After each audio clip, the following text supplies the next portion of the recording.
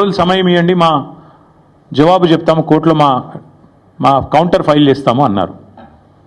మరి ఆ 10 రోజులు ఏం పడిపోయిందని ఇవాళ బుల్డోజర్లు పంపి అర్ధరాత్రి అపరాత్రి లేకుండా ఉన్న చెట్లన్నీ కూలగొట్టి అక్కడున్న పశువులను చంపేసి అక్కడున్న పక్షులను గూళ్ళు చెదిరేటట్టు చేసి ఈ 10 రోజులు దొంగల్లాగా ఎందుకు వ్యవహారం చేస్తున్నారు? ప్రభుత్వ భూమి అన్నమాట నిజమే అయితే ఎందుకు ఈ దొంగ వ్యవహారం?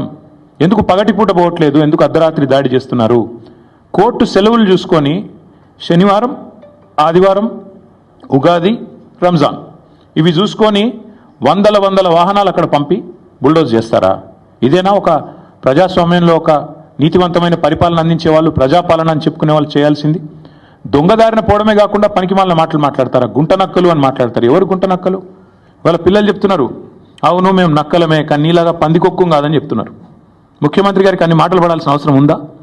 పిల్లలతో పిలిచి మాట్లాడొచ్చు కదా. అరే ఇంత దారుణంగా, ఇంత అన్యాయంగా